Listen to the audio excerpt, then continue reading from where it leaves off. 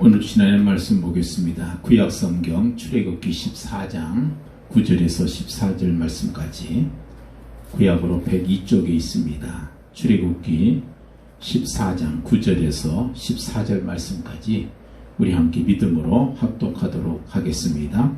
애굽 사람들과 바로의 말들, 병거들과 그 마병과 그 군대가 그들의 뒤를 따라 바알스본 맞은편 비하히롯 곁 해변 그들이 장막 침대에 미치니라. 바로가 가까이 올 때에 이스라엘 자손이 눈을 들어 본즉 애굽 사람들이 자기들 뒤에 이른지라. 이스라엘 자손이 심히 두려워하여 여호와께 부르짖고 그들이 또 모세에게 이르되 애굽에 매장지가 없어서 당신이 우리를 이끌어내어 이 광야에서 죽게 하느냐. 어찌하여 당신이 우리를 애굽에서 이끌어내어 우리에게 이같이 하느냐. 우리가 애굽에서 당신에게 이른 말이 이것이 아니냐. 이르기를 우리를 내버려 두라. 우리가 애굽 사람을 섬길 것이라 하지 아니하더냐. 애굽 사람 섬기는 것이 광야에서 죽는 것보다 낫겠노라.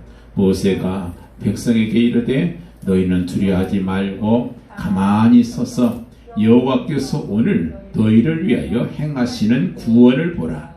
너희가 오늘 본 애굽 사람을 영원히 다시 보지 아니하리라. 여호와께서 너희를 위하여 싸우시리니 너희는 가만히 있을지니라. 아멘. 너희는 가만히 있을지니라. 이 말씀이 보통 말씀이 아니에요. 가만히 있지 못하는 것이 사람들의 병입니다. 이스라엘 민족이 도저히 가만히 있을 수 없는 그 상황, 정말 위급하고 가장 어려운 그 상황 속에서 하나님께서 가만히 있으라는 그런 말씀을 주셨습니다. 여러분, 그래요. 내가 할 수 없는 일을 내가 하려고 하면 낭패를 반드시 당하게 있습니다. 그래서 우리 신앙에는요, 나를 통해서 하나님께서 하시도록 해야 돼요. 이게 바로 신앙입니다. 그러려면 어떻게 해야 돼요? 내가 가만히 있어야 되지요. 우리 주님께서는 바울에게 그랬습니다. 감사할 수 없는 악조건 속에서도 감사하는 그런 메시지를 줬어요. 그러려면 우리가 영안이 열려야 돼요. 베드로가 가장 두려워하고 벌벌 떨어야 할 그런 상황, 그런 대상 앞에서 사도행전 4장 19절에 보면은 그가 이렇게 선포를 해요. 우리가 하나님 앞에서 사람의 말을 듣는 것이 옳으냐? 하나님 말씀 듣는 것이 옳으냐? 너희가 판단해보라. 우리는 보고 들은 것을 말하지 않을 수 없다. 이런 말을 해요. 여러분, 그렇습니다. 우리가 사람의 말을 듣는 것이 옳은 것인가? 아니면 하나님 말씀 듣는 것이 옳은 것인지 너희가 판단해보라는 것이에요. 영적으로, 정신적으로, 또 사회적으로 여러 가지 정말 일어나고 있는 불확실성 시세 속에서 우리의 미래에 대한 영안이 열리지 않으면 답이 없어서 불안할 수밖에 없어요. 홍해가 절대 해결 불가능한 그런 문제라는 것처럼 보입니다만은 여러분, 하나님의 능력이 역사하시게 되는 것이 문제가 아니라는 사실을 보여주시기 위해서 하나님께서 인도하신 모습이 오늘 본문 속에 나와 있습니다. 자, 그렇다면 지금 세기 말의 현상들 있잖아요. 코로나가 전 세계를 휩쓸고 수많은 재앙들, 홍수에 이탈리아 같은 데는 48도씨가 됐다 하잖아요. 엄청난 그런 그 재앙 속에서 이것이 어찌 보면은 참 그게 어려움 같지만은 사실은 그것이 문제가 아니라 그것이 하나님의 능력이 나타내는 그런 하나의 기회라는 사실을 우리에게 말씀하고 있습니다. 그렇다면 이것은 굉장히 좋은 기회라는 것입니다. 어두움은 빛이 될 수 있는 기회가 바로 어둠이에요. 그래서 이 세기말 코로나 위기 속에서 살아가고 있는 것이 우리가 이것이 위기가 아니고 오히려 축복이라고 생각해야 돼요. 자, 오늘 말씀 보면서 우리가 몇 가지 생각할 것이 있습니다. 먼저 홍해가 왜 있을까? 홍해가 왜 있는가? 한마디로 표현하면 갈라지기 위해서 있는 거예요. 문제가 아니라는 것입니다. 불신앙의 눈으로 보게 되면 도저히 해결책이 보이지 않는 엄청난 문제가 홍해입니다. 그러나 하나님께서는 일부러 그 홍해 앞으로 이스라엘 백성들을 인도했다는 것입니다. 400년 동안 애굽 노예 사이를 통해서 노예의 근성으로 가득 차 있는 이스라엘 백성들에게 하나님께서 원하셨던 것은 오직 한 가지였어요. 그게 바로 믿음이었어요. 어떤 믿음이냐? 6월절 어린 양의 피의 기적을 통해서 구원하셨다고 하는 구원 얻는 믿음. 두 번째는 하나님의 능력을 사실적으로 믿는 믿음. 이 두 가지를 원하신 거예요. 여러분, 그런데 그런 믿음은요, 절대로 배워서 얻을 수 있는 것이 아니에요. 이건 체험을 해야만이 그 믿음이 생긴다는 것입니다. 그래서 하나님께서는 위기 앞으로, 홍해 앞으로 그렇게 인도하신 겁니다. 다윗이 좋은 것 같지만은 문제와 위기를 당해봐야 그 사람 믿음이 있는지 없는지가 드러나게 되어 있어요. 정말 힘이 있는 사람인지 아닌지 어떻게 알아요? 위기 상황이 와봐야 알아요. 훌륭한 선장은 풍랑을 만나봐야 알고, 위대한 장수는 전쟁터에 나가봐야 알고, 유능한 사장은 불황을 만나봐야 안다. 그런 말이 있어요. 평탄한 바다에서 항해하는 거 누군들 못하겠어요. 그냥 그 항로 따라서 가면 되는 거 아니잖아요. 그렇지만 지체 같은 파도가 휘몰아칠 때, 그때 유능한 선장은 그 위기를 극복해 나가는 거죠. 그냥 평탄해서 아무 전쟁이 없는 평화로운 시대 속에 근데 장군 역할 한다는 거, 그런 거 어려운 거 아니에요. 그냥 명령만 하면 되잖아요. 정치 장교들도 많았었잖아요. 그런 사람도 얼마나 있습니다. 그러나 전쟁터에 나가보면 거기에서 진짜 유능한 그런 전략가의 그 모습이 나오는 거 아니겠습니까? 문제가 아닌 것을 문제라고 생각하는데 사람들의 실패의 이유가 있어요. 예수 믿지 않은 사람들에게는 문제가 아닌 것도 다 문제예요. 그렇지만 예수 믿는 저와 여러분에게는 모든 문제가 다 끝났습니다. 왜요? 문제보다 더 크신 분이 우리의 배경이 되시니까 그래요. 그래서 하나님께서는 일부러 홍해를 준비하셨고요. 또 뒤에다가는 애국 군대가 쫓아오도록 하셨어요. 왜 그래요? 진짜 하나님만 바라볼 수 있도록 하기 위해서요. 정말 하나님의 능력을 체험하도록 하시기 위해서. 그래야만이 앞으로 광야 생활, 그 생활 속에서 승리할 수가 있는 것이고, 앞으로 가나안 땅에도 들어갈 수 있기 때문에 그렇습니다. 하나는 그냥 들어가는 것이 아니라 믿음을 가진 자만이 들어갈 수 있는 땅이 가나안 땅이에요. 그것은 강대국이 있습니다. 아무나 못 들어가요. 요수와 갈렙처럼 믿음이 있는 사람만이 들어갈 수 있는 곳이 가나안 땅이에요. 이 땅의 모든 것은 전부가 한계가 있습니다. 그 한계를 뛰어넘기 위해서는 하나님께서 우리 삶 속에 간섭을 하셔야 돼요.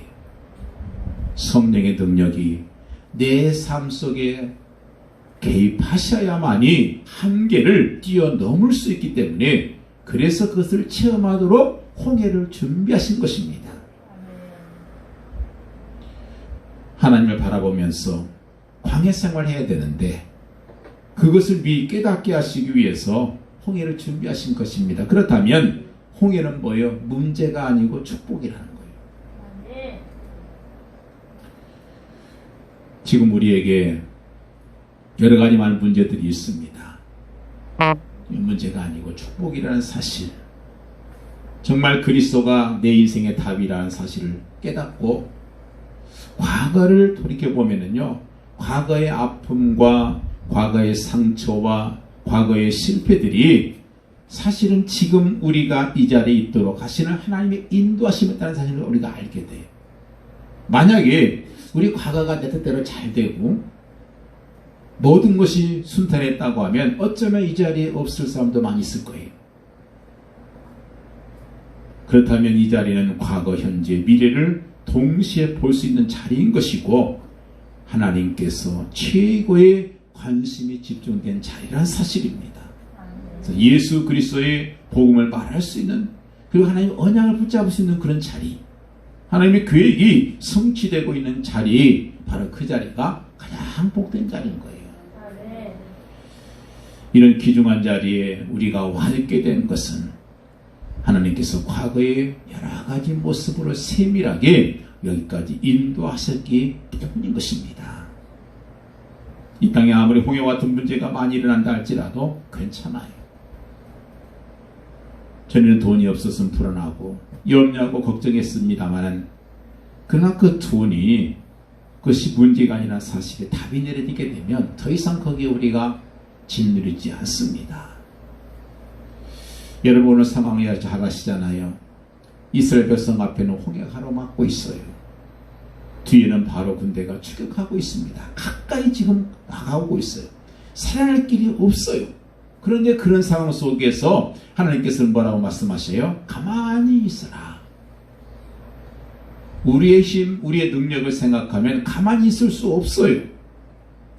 분명한 믿음이 없는 사람은 불안하고 안달이 나고 염려가 돼서 가만히 있을 수가 없습니다. 그래서 가만히 있을 수 있다고 하는 것은 굉장히 수준이 높은 거예요. 우리 수준이 아니라 예수 그리스도의 비밀을 알게 되면 우리는 가만히 있을 수가 있는 것입니다. 그래서 태권도나 무슨 학교도 이런 구기 종목, 그런 종목, 이 격투기를 배울 때요, 막 배운 사람은 아무에게나 달려듭니다. 막 발차고 그래요. 근데 딱 고수가 되면요, 웬만한 사람 시비 걸어도 반응은 안 해요. 얼마 전에 그 몰래카메라를 봤는데, 그 유호성이라는 유명한 그 격투기 챔피언이 있더라고요. 근데 그분이 이제 체육관을 열었어요. 근데 잘하는 사람이 몰래카메라를 이제 하는 거예요. 그래서 동네 양아치 역할을 한 두 사람을 보내가지고 거기 등록하러 왔다고, 당신이 격투기 챔피언이라면서 내 좀 배우러 왔다고 그러면서요 계속 깝죽대요. 한번 해보고 싶다는데, 당신이 저기 누구 이길 수 있냐고 그러고 막 이렇게 깝죽대는데, 그 사람이 그런 거에 전혀 개의치 않더라고요. 웬만하면 그렇게 깝죽대면요, 그 정도는 양아치 정도는 우습잖아요. 한바탕 두터볼 만한데 전혀 그렇진 않아요. 그래서 나중에 끝나고 나서 어떻게 그렇게 잘 참을 수 있었냐 그랬더니, 일단은 이 입에서에다가 사인만 해놓으면 그 다음에 이제 스파링 시킨다고 해놓고 한번 손 좀 봐주려고 그랬대요. 자신이 있으니까, 여러분, 그 정도는 아무것도 아니다, 이렇게 생각하니까요, 그런 것, 그 깝죽대는 것들이 그게 우스운 거예요. 이게 진짜 가만히 있다고 하는 것은요, 그것은 굉장히 참 수준이 높은 거예요. 그래서 문제가 생겼을 때에 대처하는 방법이나 유혹받을 만한 상황 속에서 어떻게 하는가 하는 것을 보게 되면 그 사람의 믿음을 알 수가 있어요. 가만히 있으면서 하나님의 음성을 듣고 하나님의 계획과 시간표를 보면서 내 문제가 무엇인지 그렇게 생각해 볼 수 있는 그런 사람. 그런데 내가 뭔가 열심히 하려고 할 때는 그런 것이 잘 안 보여요. 그래서 가장 큰 힘은 가만히 있을 수 있는 힘이 가장 큰 힘인 것이에요. 누가 뭐라 그래도 가만히 있을 수 있다고 하면 그것은 뭐예요? 둘 중에 하나예요. 바보든지 아니면 진짜 힘 있는 사람이 둘 중에 하나예요. 누가 막 뭐라고 하는데 가만히 있어요. 바보들은 가만히 있겠죠. 그리고 진짜 힘 있는 사람은요, 가만히 있습니다. 힘이 있고 미래가 보이고 과거가 보이고 이 시대를 분별할 수 있는 그런 확신 있는 사람들은 흔들리지 않습니다. 그렇게 흔들리지 않는 것이 가만히 있는 거예요. 세상이 뭐라고 하든 조류에 따라서 이리저리 흔들리지 않고 하나님의 계획을 볼 수 있는 사람, 이런 사람이 가만히 있는 사람이라는 거예요. 여러분, 홍해가 막혀 있고요, 뒤에 애국 군대가 추격하는 거, 이거 굉장히 문제죠. 이스라엘 백성들에게 굉장히 큰 문제입니다. 그런데 이것보다 더 큰 이스라엘 문제는 뭔지 아세요? 그게 불신앙이에요. 홍해가 문제고 애국 군대가 문제지만 더 큰 문제는 그들의 불신앙이라는 거예요. 이미 6월절에 어마어마한 기적을 체험하고 애굽 땅에서 종되었던 곳에 해방된 사람들 아닙니까? 그런데 아직도 불신앙에 매여 있다는 거예요. 불안, 염려, 불평, 원망, 두려움, 이것이 다 불신앙의 모습들 아니에요. 하나님의 능력과 하나님의 사랑을 믿지 못하는 불신앙, 바로 이것이 문제예요. 이 다니엘은 사자굴 속에 들어가면서도 감사하잖아요. 이게 진짜 신앙이라는 거예요. 4절과 8절 말씀 보면 이런 말씀이 있어요. 내가 바로의 마음을 완악하게 하여, 이런 말씀이 있어요. 하나님께서 바로의 마음을 강박하게 하셨다. 그리고 이스라엘을 추격하도록 하셨다. 이 바로 왕이 이스라엘 보내놓고 나서 너무 아까운 거예요. 너무 억울한 거예요. 그래서 뒤쫓아온 것이 보니까 하나님께서 그렇게 하도록 허락했다는 거예요. 그렇다면 둘 중에 하나잖아요. 하나님께서 이스라엘 백성들을 골탕 먹이려고 했던 것인거나, 그게 아니란 뭐겠어요? 하나님의 특별한 무슨 계획이 있다는 거죠. 아멘. 하나님께서 이스라엘 백성들을 바로 내가 다시 쳐들어와서 거기서 죽이도록 그렇게 만들었다면, 이스라엘 백성들을 다 골탕 먹여서 거기서 죽게 하려고 하는 하나님의 골탕 먹이심이거나, 그게 아니라면 하나님의 특별한 계획이 있다는 거예요. 바로의 마음에 430년 동안 노예를 부려먹은 200만의 이스라엘 백성들이 너무나 큰 재산인데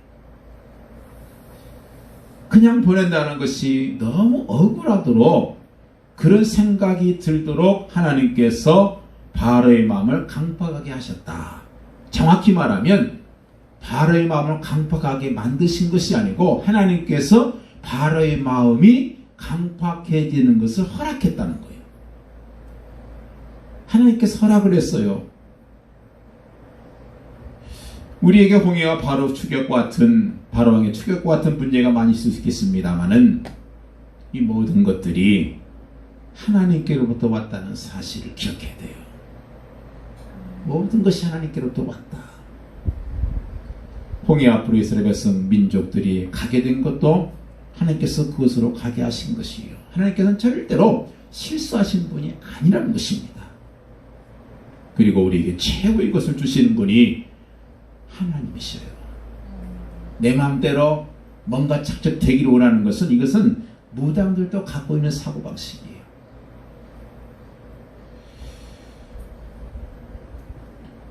우리 교회 다니는 사람도 무턱대고 집안 식구 잘 되고 돈 많이 벌고 사업 잘 되고 교회 부흥하고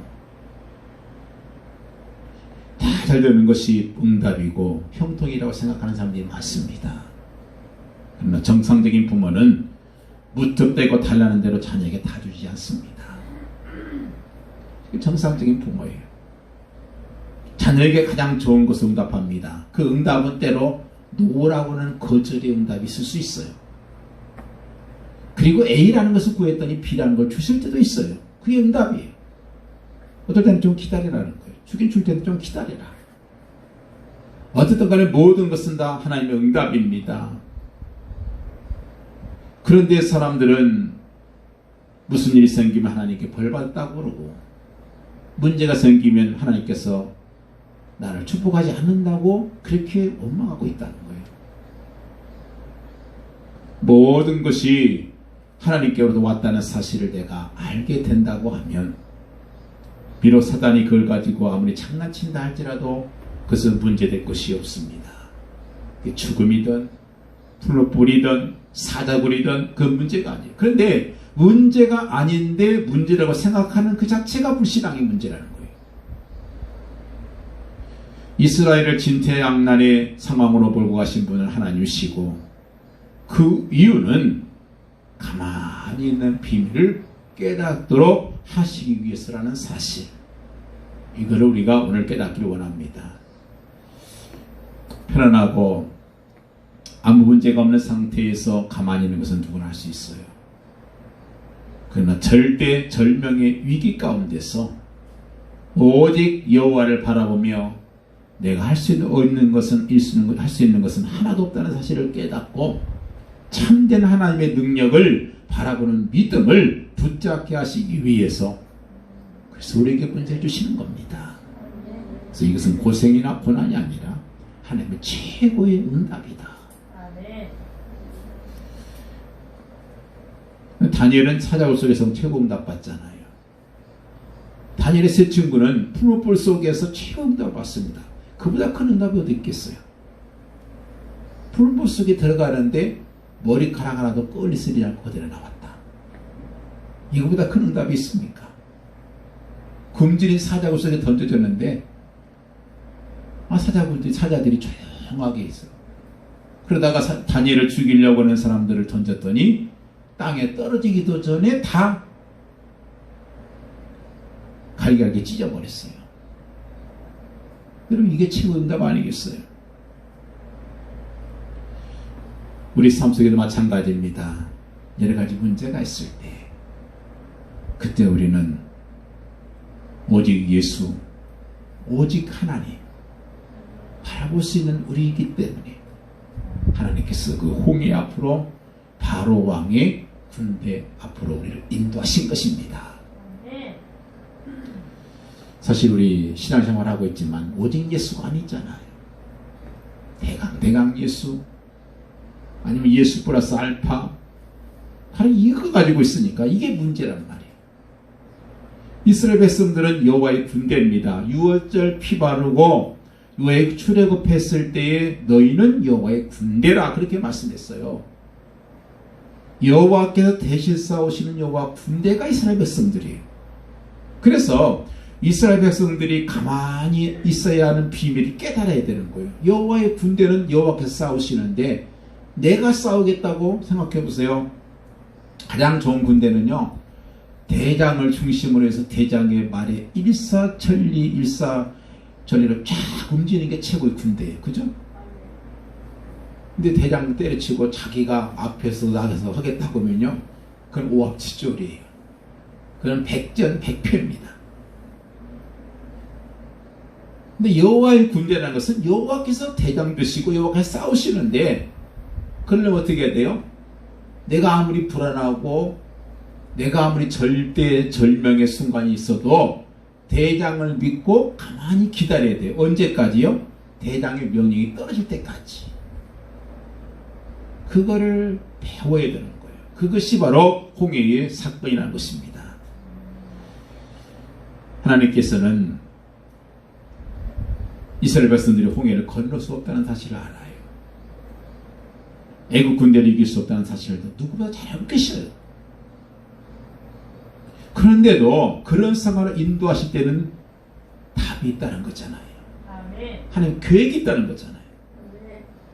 그래서 예수 그리스도 안에 있는 사람들은 아무리 심각한 문제가 와도 그 문제가 아니에요. 이미 문제는 예수님께 다 해결하셨잖아요. 또 예수 그리스도 안에서는 문제될 것이 없습니다. 설령 그것이 사고가 나고 집이 날아가는 상황이 진행된다 할지라도 하나님께 나와 함께 하시며 그리스도가 되신 예수님께서 성령님으로 나와 함께 계시며 하나님의 자녀에게는 절대로 실수하지 않는 분이라는 사실을 그냥 믿으면 되는 거예요. 그냥 믿으면 되지요. 헌신하고 봉사할 때도 계산 없이 하면 하나님께서 계산 없이 응답 주셔요. 자꾸 계산하니까 문제가 되는 거예요. 그런데 이스라엘은 어떻게 해요? 계속 불신앙 생활하잖아요. 오늘 말씀 거기 10절에 뭐라고 그랬어요? 바로가 가까이 올 때 이스라엘 자손이 눈을 들어 본즉 그랬어요. 눈을 들어 본즉. 그 눈은 어떤 눈이에요? 영적인 눈이 아니고 믿음의 눈이 아니고 육신의 눈이잖아요. 세상적인 가치관을 가지고 눈을 들어 봤어요. 영적으로 어두워졌으니 육신의 눈밖에 안 보이죠. 육신의 관점을 보니까 세상을 보면 다 문제투성이잖아요. 여러분 TV를 보세요. 온통 걱정거리만 나와요. 지금은요 코로나가 왕이에요. 전 세계 왕이 코로나예요. 창세기 13장 10절에 보면 아브라함이 롯과 헤어질 때에 아브라함이 먼저 롯에게 선택권을 주지요.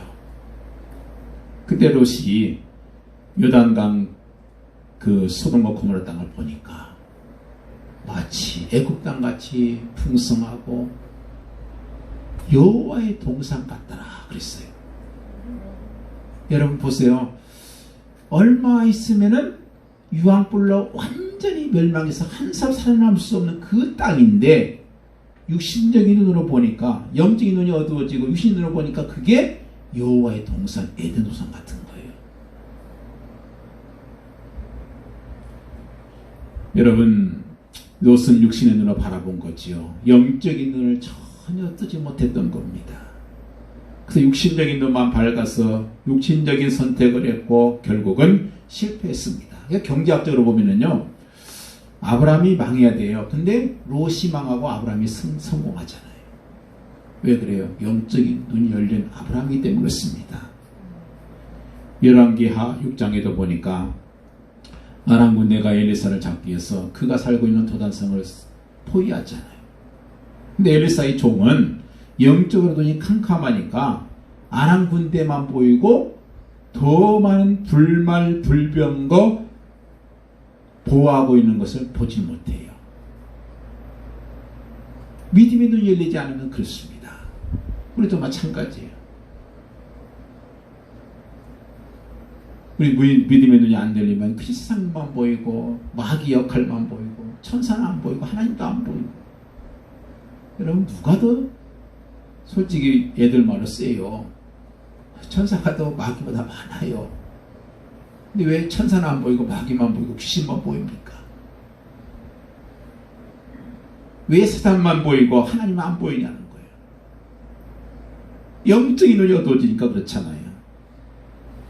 사람들이 세상 정세와 조리에 너무 휩쓸리고 있어요. 그럴 필요 없습니다.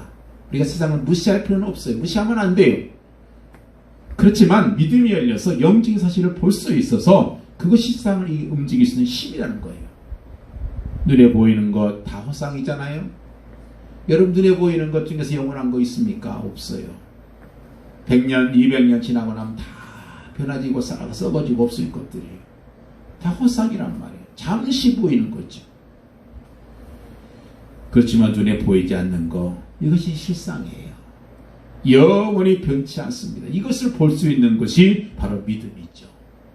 영적인 사실, 이 사실을 볼 수 있는 사람만이 가만히 있을 수가 있습니다.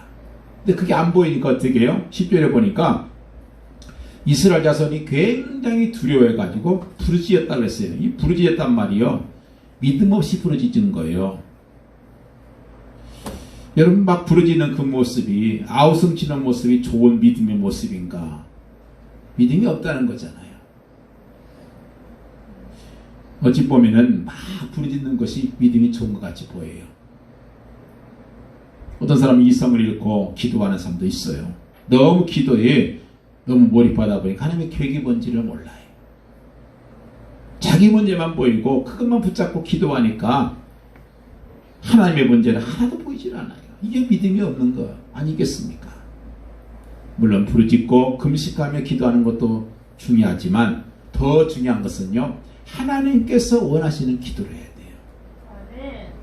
육신적인 기도, 내 목적만 이루고자 하는 그런 기도, 잘못된 기도 제목 이런 것은 아무런 응답이 없습니다. 그리고 이처럼 영안이 어두워진 이스라엘 백성들이 한 것이 뭐예요? 11절에 보니까 모세를 원망해요. 그들이 모세에게 이르되 애굽에 배장지가 없어서 당신이 우리를 이끌어 이 광야에 주서 죽게 하느냐. 모세를 원망합니다. 참된 은혜를 받지 못하면요 자꾸 다른 사람이 원망스러워져요.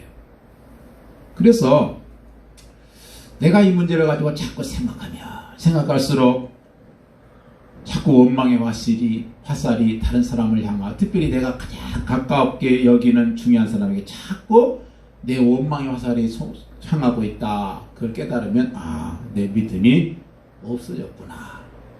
이렇게 보면 확실한 거예요. 원망의 화살이 자꾸 다른 사람을 향한다. 중요한 나에 가까운 사람을 향한다. 그래서 믿음이 없어지는 거예요. 그러면서 12절에 보니까 애굽 사람을 섬기는 것이 낫겠다. 여러분, 우리 믿는 사람이 불신자를 부러워하면 안 돼요. 지는 거예요. 불신자 비유 맞추고 불신자의 방법을 지니게 쫓아가는 사람들이 많습니다. 여러분, 기억하십시다. 하나님의 언약의 백성들은 경쟁 상대가 없어요. 세상에 경쟁할 만한 상대가 없어요. 우리는 귀신 섬기고 이 땅에서 먹고 사는 거 염려하며 사는 그런 시시한 존재들이 아니잖아요. 지금도 하나님은 광야에다가 강을 내시는 분이고 사막 가운데 생수가 터지게 하시는 분이 하나님이시고 죽은 자를 살리시게 하시는 분이 하나님 아니십니까? 한 나라를 망하게도 하고 흥하게도 하시는 분, 복에 그는 되신 분이 바로 하나님이잖아요. 천지 만물을 홀로 주관하시는 하나님의 최고의 관심사가 저와 여러분이라는 거예요.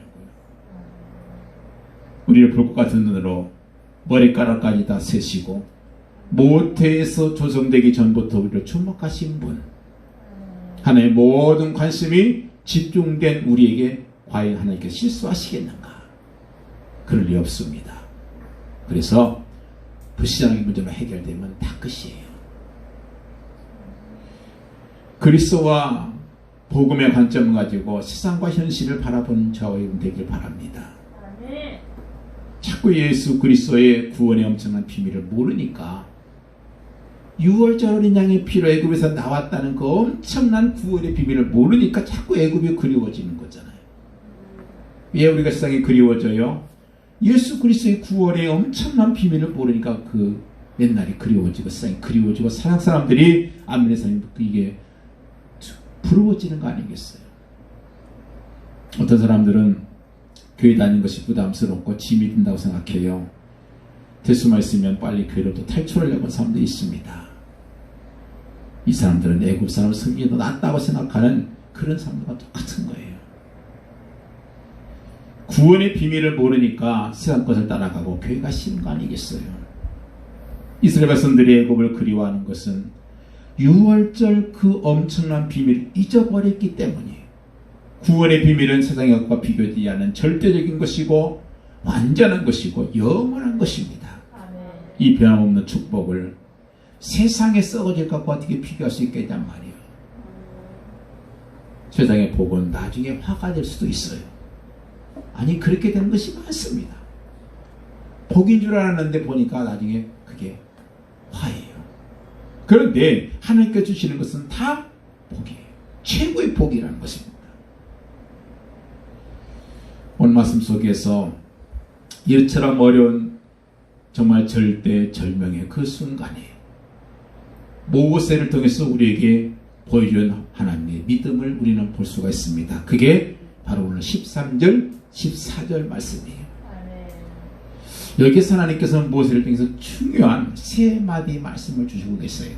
첫째는 뭐예요? 13절 14절 보니까 두려워하지 말라. 그리고 가만히 있어라. 내가 두려워할 수밖에 없는 상황이지만 하나님께서 답을 갖고 계시니까 그분을 믿고 두려워하지 말고 가만히 계셔라. 그리고 여호와께서 너희를 위해서 행하시는 구원을 봐라. 이게 세 마디. 하나님께서 대신 싸우실 것이니 내가 할 수 있는 것이 아무것도 없으니 하나님만 믿고 가만히 있어라. 그래서 가만히 있다는 것은요, 아무것도 하지 않고 있다는 것이 그것이 아니에요. 그것은 가만히 있으란 말은 전적으로 하나님께 맡기면 된다는 믿음을 가진다 그 말이에요. 하나님께 전적으로 맡기면 된다. 여호와를 오직 여호와만을 앙망하는 자세를 말하는 거예요. 이것이 남이 볼 때는 답답해 보이죠. 여리고성을 그냥 돌기만 하는 것이 얼마나 미련한 것 같아요. 왜 돌기만 해요? 뭔가 열심히 준비해서 하다 보면 나중에 뭔가 결과가 나타날 것이고 이것이 우리가 했다는 보람이 될 수 있지 않겠어요? 근데 가만히 있으라는 그냥 돌기만 하라는 거예요. 여러분, 구원과 복음은 하나님의 은혜입니다. 우리의 도움이나 우리의 노력이나 수고가 필요치 않는 절대적이고 일방적인 것이 구원이고 은혜입니다. 우리의 의도 필요 없고 우리의 공로도 필요 없어요. 구원받을 만한 어떤 일을 할 것도 없어요. 그것이 바로 값없이 주시는 하나님의 구원의 축복이라는 것입니다. 오늘 말씀, 여호와께서 너희를 위해 싸우실 것이다. 예레미야 33장 1절 3절에도 여호와께서 하나님께서는 일하고 계신다. 하나님께서는 지금 가만히 계신 분이 아니에요. 지금 일하고 계시단 말이에요. 우리 건강도 주시고 가정도 허락하시고 교회 부흥도 허락하시고 하나님께서 하셔야 되는 거예요. 그래야 교회도 부흥하는 것이고 우리 사업도 형통하는 겁니다. 내가 한다고 여러분 착각하지 마세요. 하나님께서 막아버리면 아무것도 안 돼요. 하나님께서 열어주셔야만이 되는 거예요. 그래서 오늘 말씀 보니까 너희는 가만히 있어서 가만히 있을지어다 그렇게 말씀하여요. 왜 그래요? 그냥 가만히 있는 게 아니에요. 바로 예수 그리스도가 모든 문제의 해결자라는 것을 믿기 때문에 그런 거예요. 사람들은 자기 자신 문제는 예수 그리스도가 모든 문제 해결자라는 사실을 안 믿는 사람이 참 많습니다. 다른 사람 몰라도 내 문제는 아닐 거야. 그리고 위기 상황 속에서 있는 사람들은 다 자기 문제가 가장 절박한 문제라고 생각해요. 그런데 하나님께서는 그것까지도 알고 계신다는 거예요. 그것을 인정하면 되는 거예요. 이거 문제도 하나님께서 알고 계신 것을 내가 믿습니다. 그리고 예수 그리스도는 모든 문제 해결자라는 사실, 여기에서 마침표를 딱 찍어야 돼요. 예수 그리스도는 모든 문제 해결자시다. 그렇다면 정말 예수가 그리스도라는 사실이 정말 맞다면 문제가 생겨도 문제처럼 보일 뿐이지 문제가 아니라는 것입니다. 모든 문제가 이미 십자가상에서 해결됐잖아요. 그게 예수가 그리스도라는 뜻이에요. 요한복음 19장 30절에 보면 예수님께서 마지막 말씀하신 게 뭐였어요? 다 이루었다는 거잖아요. 이것은 무슨 말이에요? 더 이상 우리에게 남은 문제는 없다는 거잖아요. 문제투성인 옛사람이 아니라 그리스도 안에서 모든 문제가 해결된 새로운 피조물이라 이 말씀이에요. 아담의 족보 아래서는 모든 것이 문제예요. 그렇지만 로마서 18장에 보니까 1절에서 2절 말씀 보니까 예수 그리스도 안에 있는 사람들은 모든 저주, 팔자, 윤명 다 빠져나왔고 다 신분이 바뀐 사람들이라는 거예요. 이걸 우리가 믿어야 되는 거예요. 문제 앞에서 염려하지 않고 예수 그리스도를 고백하면서 가만히 있는 그때가 하나님의 시간표입니다. 내가 설치고 있을 때는 하나님께서 개입하지 않습니다. 그럼 역사도 일어나지 않아요. 그죠? 하나님께서 행하시는 것을 보면서 주님께 맡기고 있을 때 하나님께서 역사를 시작하시는 겁니다. 하나님께서 간섭하시면 다 끝나요. 하나님께서 간섭하지 않으면 아무리가 했어도 안 됩니다. 그래서 언제 우리에게 하나님의 기적이 일어나는가? 하나님께서 하나님 되심을 우리가 인정하고 예수께서 그리스도 되심을 내가 인정할 때 그때 하나님의 역사가 시작이 되고 기적이 일어나기 시작하는 거예요.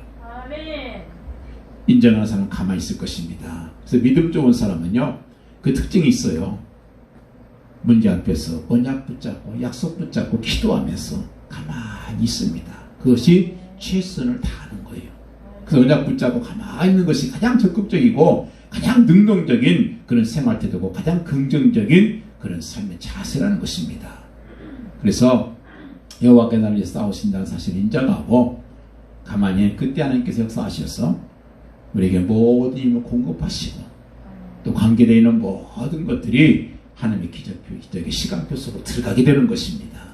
그래서 이런 사람, 이런 비밀을 아는 사람은 여유가 있어요. 그리고 누리게 되는 거예요. 환경적인 누림이 아니고 홍해 앞에서도 가만히 있는 것이 누림 아니겠어요? 그러려면 답이 있어야 되죠. 답이 있어야 누려지잖아요. 하나님께서 지금 뭔가 하실 거야. 내가 알 수 없지만 분명히 하나님께 답을 갖고 계셔. 이걸 믿는 사람만이 홍해 앞에서 누림이 된다는 거예요. 예수가 그리스도라는 사실이 시간마다 사건마다 문제 있을 때마다 발걸음마다 계속해서 체험되어지는 것이 바로 이게 누림인 것입니다. 이런 사람은 참된 안식을 누릴 수가 있는 것이고, 그런 사람 옆에는 하나님의 귀한 백성들도 같이 달라붙게 되어 있어서 전도되어지는 것입니다. 중요한 것은 하나님께서는 이 홍해 기적을 통해서 17절 말씀 보니까 내가 애굽 사람들의 마음을 완악하게 할 것인지 그들이 그 뒤를 따라 들어갈 것이라 내가 바로와 그 모든 군대와 그의 병거와 마병으로 말미암아 영광을 얻으리라 그랬어요. 하나님께서 모든 하시는 일은요, 하나님께서 영광 받으시기 위한 거예요. 그래서 하나님께서 언제 영광 받으시는가? 문제를 통해서 예수 그리스도를 확실하게 믿고 하나님께 영광 돌리는 그 방법이 하나님께 영광 받으시는 방법이라는 것입니다. 그래서 문제가 있을 때 그 문제 속에서 하나님께 나와 함께 있다는 사실을 내가 발견하는 것이 하나님께서 영광 받으시는 길이라는 겁니다. 그래서 문제와 이기는 뭡니까? 하나님의 능력을 체험하고 하나님께 영광 돌릴 수 있는 길이라는 거예요. 18절 보니까 나를 여호와인 줄 알리라 그랬어요. 우리가 이처럼 정말 홍해 앞에서도 하나님께서 함께 하시고 있을 임마누엘 누리면서 정말 하나님께서 주신 누림을 누리고 있을 때 기적은 나타날 것이고, 그걸 통해서 세상의 창조주시고 세상의 구원자시고 세상의 생사복의 주관자신 것을 많은 사람들 앞에서 문제를 통해서 나타낼 수 있다는 것입니다. 그래서 문제이기 속에서 믿음으로 승리하게 되면 저 사람이 하나님 정말 믿는 저들이 믿는 하나님이 진짜 하나님이구나, 진짜 참신이시구나, 이거를 깨닫고 하나님께 영광 돌리는 그런 기회가 된다는 것입니다. 그렇습니다. 오늘 말씀 19절에 보니까 중요한 말씀이 하나가 나와요. 이스라엘 진 앞에 가던 하나님의 사자가 그들을 내 뒤로 옮겨가매 그런 기둥도 앞에서 그 뒤로 옮겨졌다. 여러분, 참 놀라운 말씀이에요. 이스라엘 백성들은 그냥 구름 기둥이 왔다 갔다 하는 줄 알았어요. 그랬더니 거기 누가 있어요? 여호와의 천사가 함께하고 있더라는 거예요. 여러분, 천사와 함께하는 백성들 누가 감히 건질 수 있겠어요? 정말 큰 일이 있을 때는 하나님께서 천사장을 보내시고, 더 큰 영적인 전쟁이 있을 때는 하늘 군대 불병을 보내신 분이 하나님이라는 사실을 우리가 깨닫으면 바라요. 이것이 세상의 눈에 보이지 않지만 세상 과학보다 더 과학적인 영적인 과학이라는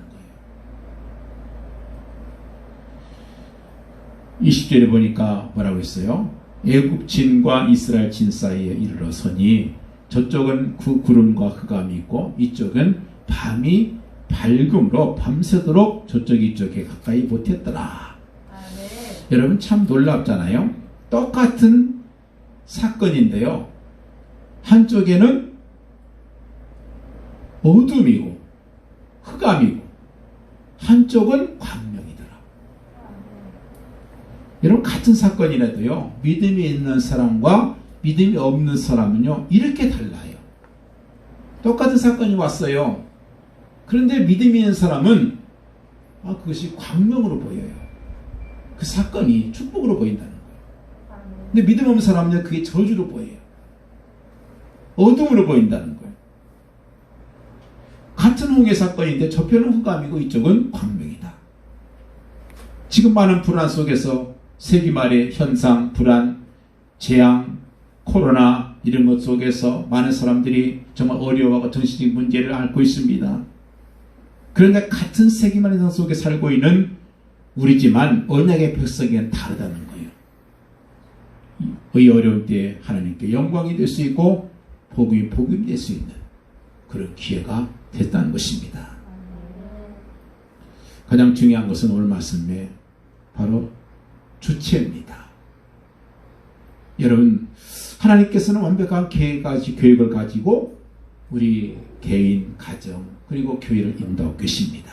이 나라도 세계도 인도하고 계십니다. 분명한 계획이 있어요. 프로그램이 있어요. 하나님의 계획표가 있습니다.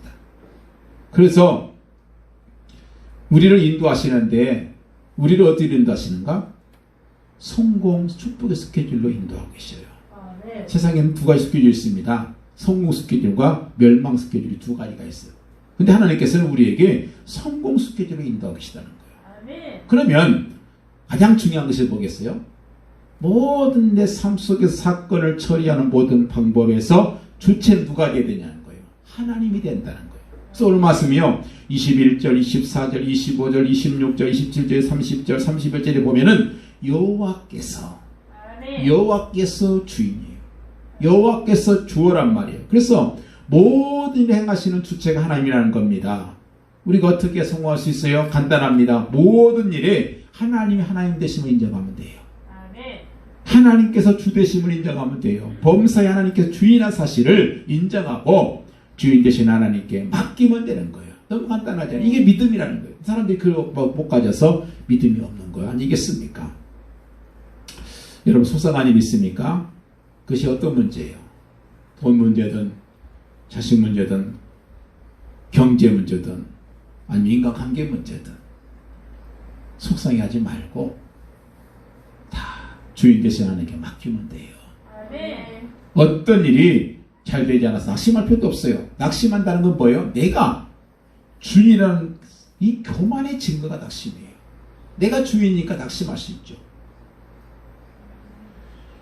하나님께서는 여호와의 크신 능력으로 모든 일을 지금 역사하고 계십니다.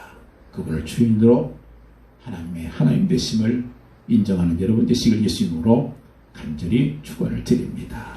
기도하겠습니다. 하나님 감사합니다. 그동안 문제가 생기면 가만히 있지 못하고 염려하며 설치고 사람 쫓아다니고 머리 쓰고 대책 세우고 인간 방법을 해결하고 노력하며 살았음을 우리가 고백합니다. 이제는 문제 앞에서 정말 가만히 있는 비밀을 깨닫게 하시고 예수 그리스도 되심을 모든 문제 가운데 고백할 수 있도록 계시고 그래서 홍해가 갈라지는 그런 기적을 우리에게 응답으로 누릴 수 있도록 하여 주옵소서. 과거 성경에 있었던 하나님의 능력과 기적들이 우리 삶 속 가운데서 그대로 성취되고 있음을 우리가 믿고 하나님을 찬양합니다. 이 시간도 예수가 그리스도 되심을 고백하고 정말 하나님의 온전한 계획을 바라보면서 하나님의 뜻을 따라서 정말 하나님께 정말 모든 걸 맡기고